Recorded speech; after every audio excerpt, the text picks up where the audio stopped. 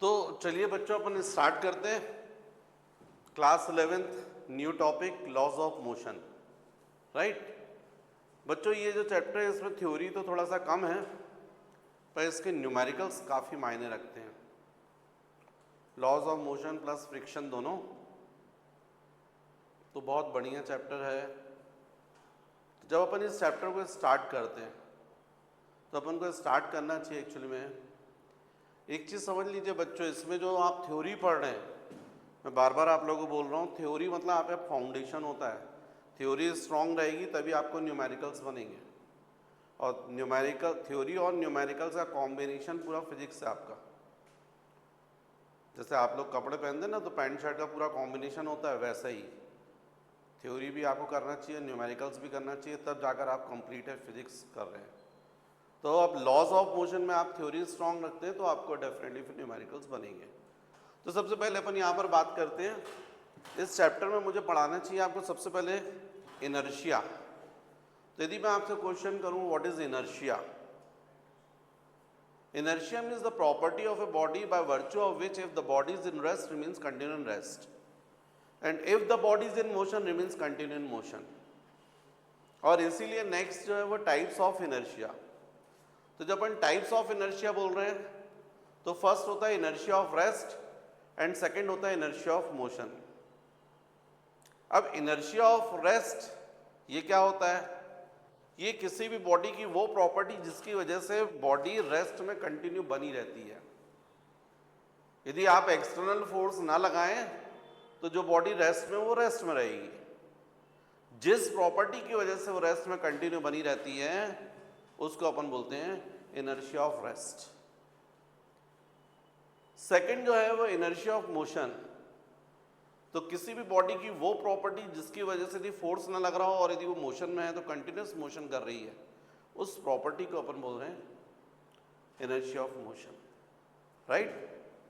तो first types of inertia, inertia of rest, inertia of motion.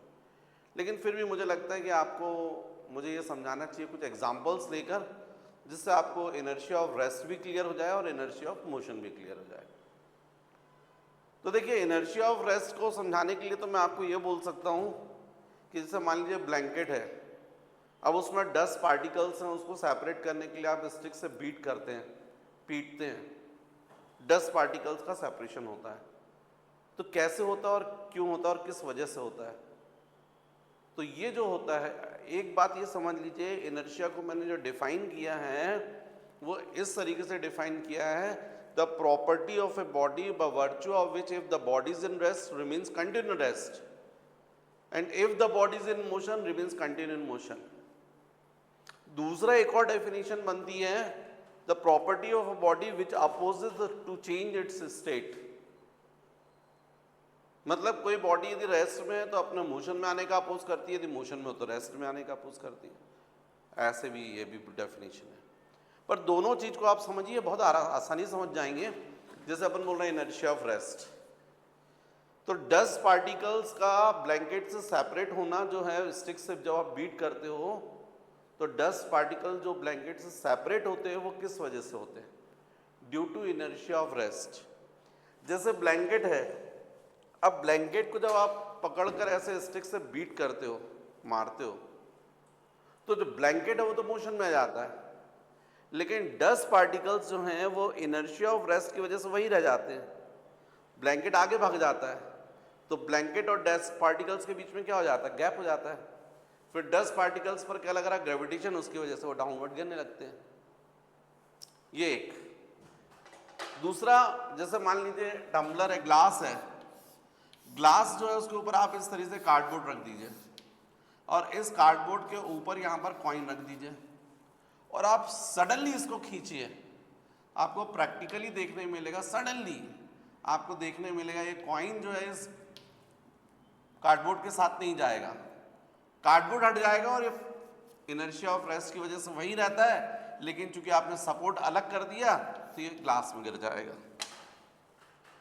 Inertia of rest की वजह से। लेकिन एक एग्जाम्पल है जिससे मैं बहुत अच्छे से आपको इनर्शिया ऑफ रेस्ट और इनर्शिया ऑफ मोशन दोनों समझा सकता हूं।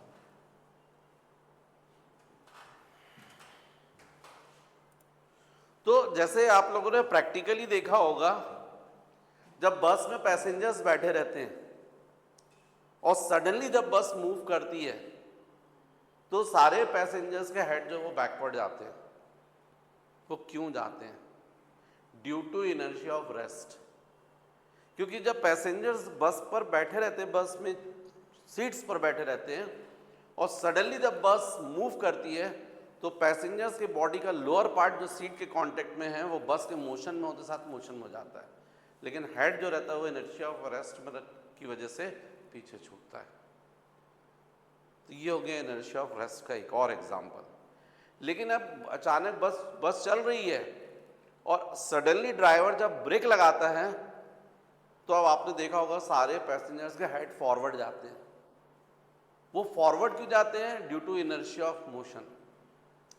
क्योंकि जब बस मोशन में रहती है तो पूरे पैसेंजर्स की बॉडी की वेलोसिटी उतनी हो जाती है जितनी बस की थी, लेकिन जैसे ही बस में ड्राइवर सडनली ब्रेक लगाता है तो सारे पैसेंजर्स की बॉडी का लोअर पार्ट जो सीट के कांटेक्ट में है वो बस में रेस्ट में आने की वजह से रेस्ट में हो जाता है, लेकिन हेड किस में बना रहता है? मोशन में, और इसलिए वो फॉरवर्ड जाता है। तो ये एग्जाम्पल्स हैं जिससे मेरे ख्याल से आप लोग इनर्शिया प्रॉपर्टी भी समझ रहे हैं, इनर्शिया ऑफ रेस्ट भी समझ रहे हैं, और इनर्शिया ऑफ मोशन भी समझ रहे हैं। नेक्स्ट इसके बाद मुझे तुम लोग को पढ़ाना चाहिए law of inertia. Law of inertia बच्चों, इसी को हम लोग बोलते हैं Newton's first law of motion. तो ये Newton's first law of motion ये है, if F is equal to 0, V is equal to of constant. This is first law. What is first law?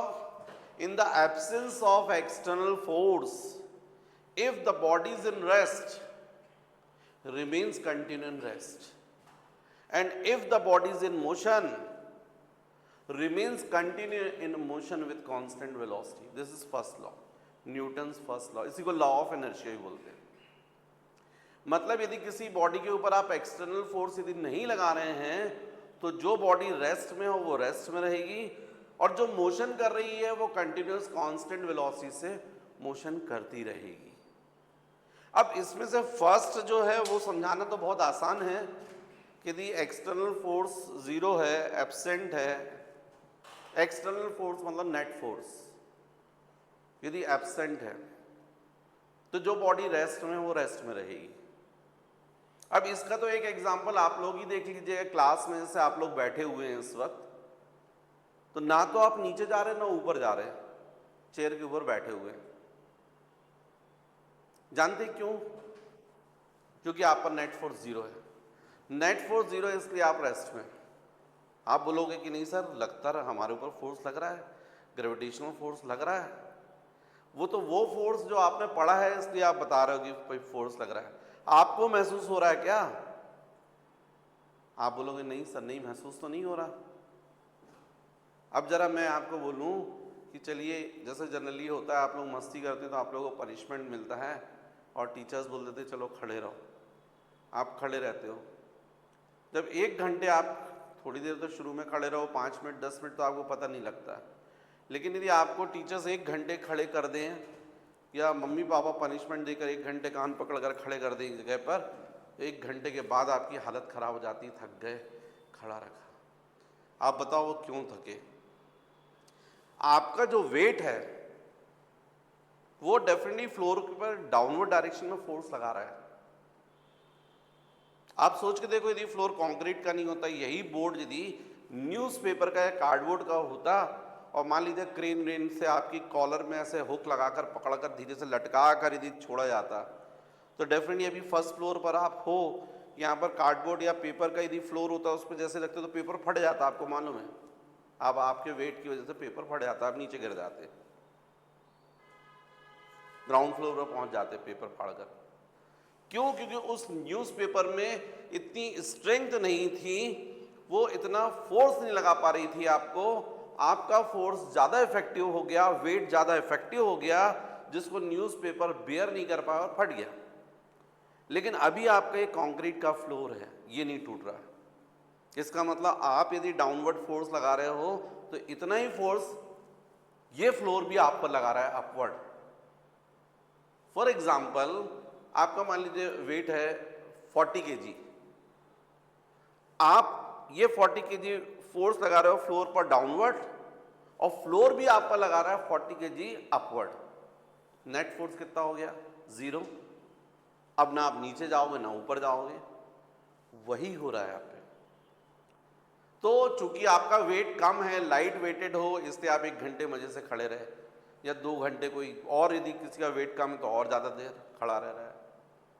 लेकिन कोई की हैवी बॉडी है, अब वो तो ज़्यादा अर्थ पर फोर्स लगा रहा है, तो अर्थ भी उस पर उतना ही रिएक्शन फोर्स लगा रहा है, फ्लोर ज़्यादा फोर्स उस पर लग रहा है। अब यदि उसके शरीर के अंदर ताकत कम है तो जल्दी थक जाएगा वो। इसलिए तो बोलते हैं च्यवनप्राश खाया करो भाई, ज़्यादा खाओगे ताकत शरीर के अंदर ज़्यादा रहेगी, तो आप ज़्यादा फोर्स लगा रहे हो अर्थ पर, अर्थ भी आप पर ज़्यादा लगा रही, आप ज़्यादा बेयर कर जाओगे, ज़्यादा देर खड़े रह सकते हो। पर आपके शरीर के अंदर उतनी कैपेसिटी नहीं है, लेकिन आपका वेट ज़्यादा है, तो फिर अर्थ भी आप पर उतना ज़्यादा फोर्स लगा रहा है जिसको आप बेयर नहीं कर पाओगे, राइट। तो ये एक्शन और रिएक्शन होता है, इसको बोलते हैं नॉर्मल रिएक्शन।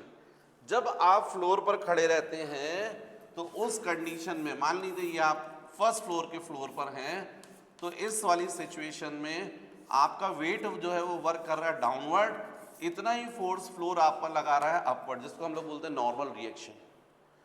ये आपके पैरों पर लग रहा है, ताकत लग रही है, जितना ज्यादा आपका वेट होगा उतना ज्यादा आप पर रिएक्शन फोर्स लगेगा।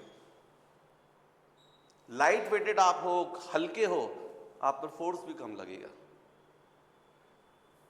तो इस वक्त नेट फोर्स यदि ये फोर्स और ये फोर्स इक्वल है तो नेट फोर्स कितना हो गया? 0। इसलिए ना तो आप नीचे जा रहे हैं ना ऊपर जा रहे हैं। मतलब क्या हुआ? In the absence of external force if the body is in rest remains continue rest. पर मान लीजिए ये फ्लोर जो है वो कमजोर हो गया है, इस पर आपको खड़ा कर दिया, ये आपका 40 kg वेट डाउनवर्ड है और फ्लोर आप पर मात्र कितना रिएक्शन लगा पा रहा है? 30 kg वेट अपवर्ड। तो इसका मतलब आप पर नेट फोर्स कितना लगेगा? 10 kg वेट लगेगा डाउनवर्ड। इसकी वजह से फ्लोर क्या होगा? टूट जाएगा, आप नीचे आ जाओगे। तो जब आप पर फोर्स नेट फोर्स 0 रहता है तब आप कैसे रहेंगे? रेस्ट। आप देखो ना, आप यदि किसी आपका ये दोस्त है, ये आपका दोस्त है और आप उसको बोल रहे हो, अपनी तरफ पकड़ कर ले जा रहे हो, चल मेरे साथ घूमने चल भाई। आपका दूसरा दोस्त है, वो भी इसको पकड़ के रखा, नहीं नहीं तू मेरे साथ चलना भाई, मेरे साथ चल, ये भी पकड़ कर खींच रहा है। यदि मान लीजिए खींच रहा है 30 न्यूटन से और ये खींच रहा है अपनी तरफ 20 न्यूटन से, तो इसकी स्थिति किस तरफ जाएगी? इस तरफ जाएगी ना, 10 न्यूटन से। यदि ये 30 लगा दे और ये 20 लगा दे तो इस तरफ जाएगा 10 न्यूटन से। पर ये भी 30 लगा रहा है और ये भी 30 लगा रहा है, तो फिर नेट फोर्स कितना होगा? 0। ना तो आप इस तरफ जाएंगे ना तो इस तरफ जाएंगे, चीखेंगे चिल्लाएंगे जरूर, क्योंकि आपको दोनों मिलकर पकड़ कर खींच रहे हैं। कहीं भैया आधा आधा ना मैं अलग हो जाऊं कहीं, पर नेट फोर्स तो 0 हो गया अभी, और इसलिए आप वहीं पर खड़े हुए। तो बच्चों ये चीज तो आपको समझ में आ गई कि in the absence of external force if the body is in rest remains continuum rest. लेकिन इसके आगे वाला पार्ट, आगे मैंने क्या बोला? If the body is in motion remains continuum motion with a constant velocity. इस बात को भी समझिए। तो मान लीजिए कैरम बोर्ड का स्ट्राइकर आपने देखा है, उस स्ट्राइकर को यदि आप रोड पर रख दें और उसको स्ट्राइक करें 10 न्यूटन फोर्स से, तो आपको मालूम है स्ट्राइकर कुछ दूर तक जाएगा और रुक जाएगा, क्योंकि आपको मालूम है रोड पर बहुत फ्रिक्शन रहता है, रेजिस्टेंस फोर्स, जिसकी वजह से वो रुक जाएगा। लेकिन जैसे आप लोग क्लास में बैठे हैं, आपको मालूम है क्लास का जो फ्लोर है वो टाइल्स का है, टाइल्स काफ़ी स्मूथ है, इसी पर इस स्ट्राइकर को रख दें उतना ही फोर्स लगाएं तो आपको मालूम है स्ट्राइकर जो है वो अब जितना रोड पर जा रहा था उससे बहुत आगे तक जाएगा, क्योंकि आपको दिख रहा है बहुत स्मूथ है, टाइल्स काफ़ी चिकनी है, रेजिस्टेंस कम रहेगा, ज़्यादा डिस्टेंस पे स्ट्राइकर जाएगा। अब इमेजिन करो कि उसी स्ट्राइकर को आप ऐसे फ्लोर पर रख रहे हैं जो पूरा आइस का है, बर्फ का है, उस पर रखा आपने, सेम फोर्स, उतना ही फोर्स लगाया, अब स्ट्राइकर कहां तक जाएगा? बहुत दूर तक जाएगा। क्यों? क्योंकि अब रेजिस्टेंस फोर्स बहुत ही कम हो गया। तो जरा सोच कर देखो, यदि रेजिस्टेंस फोर्स नहीं होता तो जो बॉडी मोशन में है वो क्या करती रहती? मोशन करती रहती विद कांस्टेंट वेलोसिटी। आप लोगों ने देखा ना आइस के ऊपर जब व्हीकल्स जाते हैं, ब्रेक लगते तो फिसलती जाती है, रुकती नहीं है, क्योंकि रेजिस्टेंस नहीं होता ना। तो यदि रेजिस्टेंस ना हो तो जो बॉडी मोशन में रहेगी वो कंटिन्यूस मोशन करती रहेगी विद कांस्टेंट वेलोसिटी। मेरे ख्याल से क्लियर हो गया Newton's first law of motion. What is Newton's first law of motion? In the absence of external force, if the body is in rest, remains continue in rest, and if the body is in motion, remains continue in motion with constant velocity. This is Newton's first law. मतलब अपन short में ये बोल सकते हैं, if f is equal to 0, then v is equal to constant. मतलब v is equal to यदि 0 है तो 0 रहेगा, और v is equal to 20 metre per second है तो 20 मीटर पर सेकेंड मेंटेन रहेगा। वो डिपेंड करेगा कांस्टेंट कैसा है। यदि कांस्टेंट आपका 0 है तो 0 रहेगा। तो this is Newton's first law. Newton's first law. बच्चों अभी यहां पर कुछ बच्चे बैठे हैं, उनमें से किसी स्टूडेंट ने मुझसे क्वेश्चन किया है और वो प्रैक्टिकली भी आप लोग देखते हो। यदि कोई, देखिए एक सिंपल सा एग्जाम्पल देखिए, आप समझने की कोशिश कीजिए। मान लीजिए फॉर एग्जाम्पल आप हाईवे पर हैं ऐसे, और ये बाइक पर आप घूम रहे हैं। बाइक, ये बाइक कैसी बनेगी भाई? बाइक, ये बाइक पर आप बैठे हुए हैं और ये आपका दोस्त बैठा हुआ है पीछे, दोनों बैठे हुए हैं मजे से, बहुत शाम का टाइम है, दोनों घूम रहे हैं। अब यहां पर जो है आगे कोई यहां पर खड़ा है, ऐसा मोबाइल लिया हुआ है और मोबाइल देख रहा है। आप इसके बाजू से निकले, आपका इंटेंशन इसको मारना नहीं है, बस ये जो पीछे बैठा हुआ है उसको मजा आ रहा था तो ऐसे बाइक आराम से सीट पे ऐसे आंख बंद करके अपने हवा का मजा ले रहा था। और जो बाइक की स्पीड है वो है 40 किलोमीटर पर आवर। जैसे इसके साइड से निकले तो ये पीछे वाला जिसने हाथ निकाल के, उसका केवल हाथ उसके गाल पर टच हो गया है। बाइक की स्पीड है 40 किलोमीटर पर आवर। मेरे ख्याल से आप लोग समझ रहे हैं कि जो खड़ा हुआ व्यक्ति उसको झापड़ पड़ेगा 40 किलोमीटर पर आवर की स्पीड से, राइट? चलिए ये बात एक खत्म हो गई। सेम बात आ रही है नेक्स्ट डे। फिर से नेक्स्ट डे शाम को वही सेम की, भाई फिर से मौसम सुहाना है, फिर आप लोग घूमने निकले। अब की बार इसने बाइक को थोड़ा ज़्यादा स्पीड से चला दी, 60 किलोमीटर पर आवर की स्पीड से, 60 किलोमीटर प्रति घंटे की रफ्तार से। ये भी अपने नेचर के हिसाब से वहीं खड़ा है, फिर वही मोबाइल देख रहा है। फिर से इसका हाथ जो है टच हो गया उसके गाल से, और मेरे ख्याल से आप लोग महसूस कर रहे हैं कि अब की बार उसको जो झापड़ पड़ने वाला है वो 40 की स्पीड से नहीं पड़ेगा, 60 की स्पीड से। मार नहीं रही है, केवल इसका हाथ टच हुआ है। मेरी बात समझ रहे हैं आप? अभी मैं समझाता हूं उसका क्या, मैं आपको बता रहा हूं। नेक्स्ट डे फिर से आप, फिर शाम को वही बात, सब कुछ सेम, बस अब की बार गाड़ी की स्पीड थी 100 किलोमीटर पर आवर, और ये फिर से अपनी आदत के अनुसार बाइक मोबाइल लेके खड़ा था और बढ़िया रील देख रहा था, और इसका हाथ जो है वो टच हुआ आपकी बार 100 किलोमीटर पर आवर। देखो बच्चों, तीनों केस में आपको समझ में आ रहा है कि पहले बाइक की स्पीड कम थी और उस पर जो बैठा व्यक्ति है उसकी स्पीड भी कितनी होगी, 40 किलोमीटर पर आवर, इसलिए उसको झापड़ पड़ा 40 की स्पीड से। नेक्स्ट डे जो बाइक की स्पीड हो गई 60 हो गई, इसका इंटेंशन मारने का नहीं था, केवल इसका हाथ टच हुआ है और उसको झापड़ कितने से पड़ा है, 60 किलोमीटर पर आवर। मतलब जब कोई बॉडी मोशन में होती है तो मोशन में जब बॉडी होगी तो उस पर जो जितनी भी बॉडी और भी कनेक्टेड है सबकी वेलोसिटी उतनी ही हो जाएगी जितनी उस मूविंग बॉडी की है, जितनी इस बाइक की है। इसलिए पहली बार झापड़ 40 से पड़ रहा है, दूसरी बार 60 से पड़ रहा और तीसरी बार 100 से। यही कारण है कि जब चलती हुई बस से, चलती हुई ट्रेन से लोग बाग उतरने के लिए जब रोड पर कूदते हैं तो केवल ऐसे उतर के खड़े नहीं हो जाते, खड़े होंगे तो गिर जाएंगे, क्योंकि उनकी बॉडी की वेलोसिटी है और एकदम रोड स्टेशनरी है, तो उनकी स्पीड की वजह से गिर जाएंगे वो। तो वो क्या करते हैं, पहले जैसे ही कूदते चलती हुई बस से, तो पहले बस के डायरेक्शन में कुछ दूर तक दौड़ते जाते हैं और धीरे धीरे अपनी स्पीड को कम करके फिर रुकते हैं ताकि वो गिरे नहीं।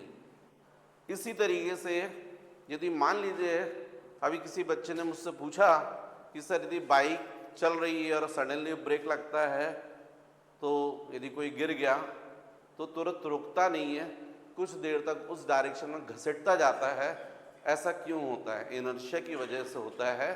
उस बॉडी की वेलोसिटी उतनी हो जाती है जितनी की बाइक की स्पीड थी और सडनली नहीं रुक पाया वो, तो इसलिए उस डायरेक्शन में मूव करते आता है। तो फ्रिक्शन जो है, रेजिस्टेंस जो है, वो उसको रोकता है, राइट।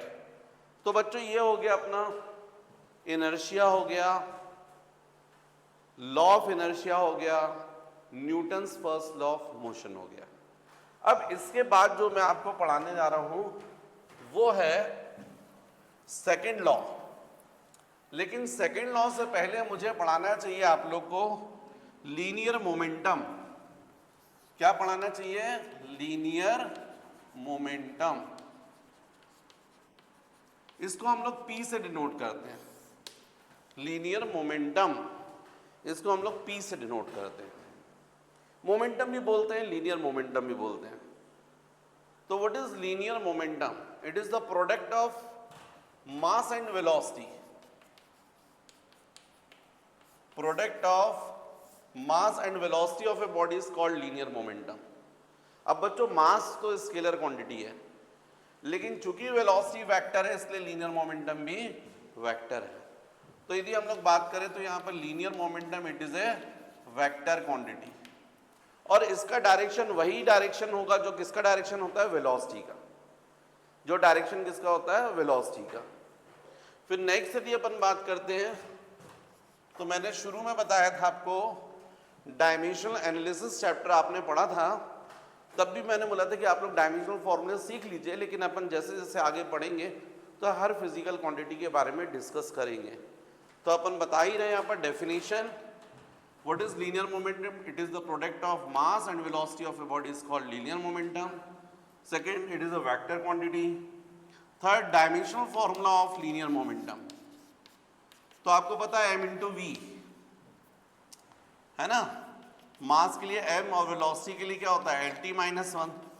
तो इसलिए लीनियर मोमेंटम का डायमेंशनल फॉर्मूला क्या होगा? m lt minus 1।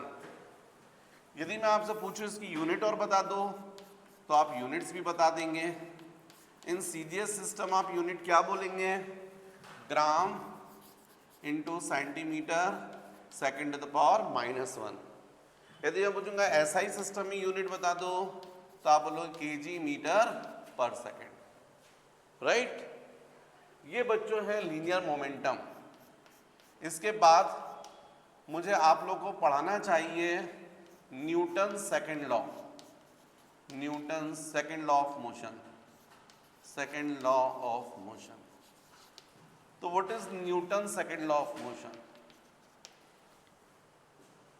According to this law, the rate of change of linear momentum is directly proportional to applied force. According to second law, Newton's second law of motion, the rate of change of linear momentum is directly proportional to applied force. अब rate का मतलब क्या? अरे rate का मतलब जैसे तुम लोग आलू खरीदने जाते तो रेट बोलते तो बताते ना 20 रुपीज पर केजी, क्योंकि वो आलू जो है केजी वेट के फॉर्म में सेल होता है ना, तो पर केजी का बताएगा ना। पेट्रोल खरीदने जाते बोलते 106 रुपये लीटर पर लीटर, क्योंकि वो वॉल्यूम के फॉर्म में सेल होता है। यहां पर बॉडी मोशन कर रही है तो पर सेकंड ही बोलोगे ना। तो मान लीजिए शॉर्ट टाइम dt में किसी बॉडी का लीनियर मोमेंटम कितना चेंज हो रहा है, dp। d किसके लिए हम लोग डिनोट करते हैं? चेंज के लिए ना, डिफरेंशिएशन में। तो शॉर्ट टाइम dt में मोमेंटम कितना चेंज हुआ है, dp। 1 सेकेंड में मोमेंटम कितना चेंज होगा, dp बाई dt। 1 सेकेंड में जो भी चेंज होता है उसको बोलते हैं रेट।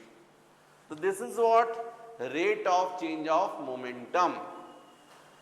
तो according to second law, the rate of change of linear momentum is directly proportional to applied force dp by dt।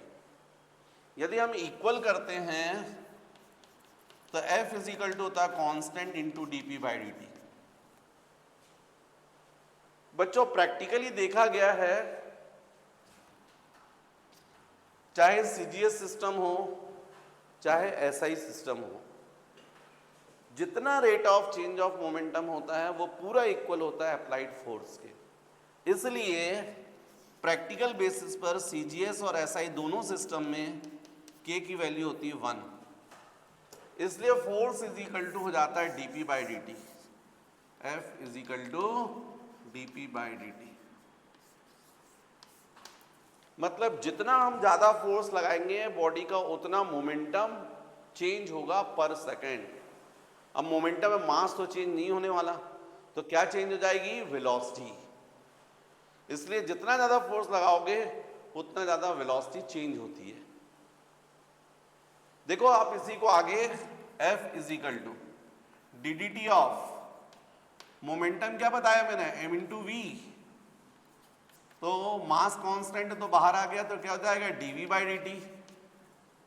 और सबको पता है F is equal to m into dv by dt क्या होता है, a एक्सेलरेशन। इसलिए force is equal to क्या आया, मास इंटू एक्सेलरेशन। ये force is equal to mass into acceleration कहां से आया, इसी से, सेकेंड लॉ से। इसलिए कई बार इसको भी सेकेंड लॉ डायरेक्ट बोल देते हैं। कई बच्चे एग्जाम में लिख देते हैं, अब वो डिपेंड करता है टीचर्स के मन के ऊपर। कुछ टीचर्स तो गलत कर देते हैं कि नहीं भाई ये सेकंड लॉ नहीं है, न्यूटन ने सेकंड लॉ ये नहीं बोला, न्यूटन ने सेकंड लॉ ये बोला था, पर एक्चुअली में डेवलप तो उसी से हुआ ना। तो कुछ बच्चे सेकंड लॉ में लिख देते हैं, it is the product of, according to second law the force applied on a body it is equal to the product of mass and acceleration of a body. कुछ टीचर्स राइट मान के marks दे देते हैं, कुछ नहीं देते हैं, कुछ बोलते ही नहीं हमको तो एक्चुअल यही चाहिए। तो वहाँ पर टीचर्स के मन के हिसाब से लिख दीजिए, आप देख लीजिए आपके टीचर्स ने क्या पढ़ाया उसके हिसाब से आंसर लिख दीजिए। तो एक्चुअल उनको आपको लिखना चाहिए the rate of change of linear momentum is directly proportional to applied force. पर इसी से ये डेवलप हुआ force is equal to mass into acceleration, ये फॉर्मूला, राइट। जब हमारे पास में ये फॉर्मूला आ गया तो हम इससे रिलेटेड बहुत सारी बातें कर सकते हैं। पहली बात कर सकते हैं फोर्स की डेफिनेशन। पहली बात, what is the definition of force, it is the product of mass and acceleration of a body. Second, acceleration कैसी क्वांटिटी है, वेक्टर, तो फोर्स भी क्या हो गई, वेक्टर। इसलिए फोर्स जो है वो कैसी क्वांटिटी है, वेक्टर क्वांटिटी है।